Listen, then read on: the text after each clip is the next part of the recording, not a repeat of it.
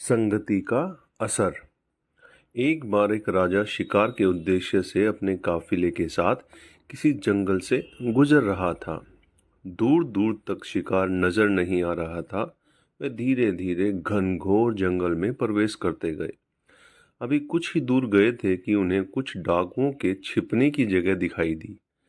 जैसे ही वे उसके पास पहुंचे कि पास के पेड़ पर बैठा तोता बोला, पकड़ो पकड़ो, एक राजा आ रहा है।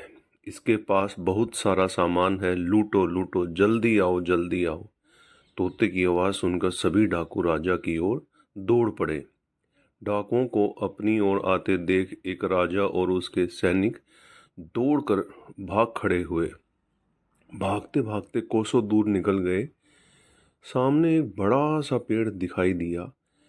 कुछ देर सुस्ताने के लिए उस पेड़ के पास चले गए। जैसे ही पेड़ के पास पहुंचे कि उस पेड़ पर बैठा तोता बोल पड़ा, आओ राजन, हमारे साधु महात्मा की कुटी में आपका स्वागत है।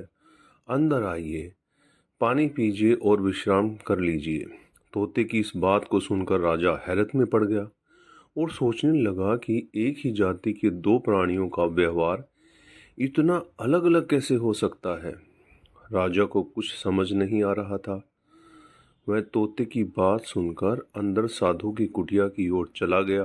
साधु महात्मा को प्रणाम कर उनके समीप बैठ गया और अपनी सारी कहानी सुनाई और फिर धीरे से पूछा, ऋषिवर, इन दोनों तोतों के व्यवहार में आखिर इतना अंतर क्यों है। साधु महाराज धैर्य से सारी बातें सुनी और बोले, ये कुछ नहीं राजन, बस संगति का असर है। डाकुओं के साथ रहकर तोता भी डाकुओं की तरह व्यवहार करने लगा है और उनकी ही भाषा बोलने लगा है।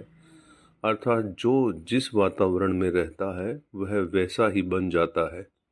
कहने का तात्पर्य यह है कि मूर्ख भी विद्वानों के साथ रहकर विद्वान बन जाता है, और अगर विद्वान भी मूर्खों के संगत में रहता है तो उसके अंदर भी मूर्खता आ जाती है। इसीलिए हमें संगति सोच समझकर करनी चाहिए। तो दोस्तों, ये आपको कैसा लगा नीचे कमेंट करके बताइएगा। नहीं है तो चैनल को सब्सक्राइब कीजिएगा, शेयर कीजिएगा। धन्यवाद।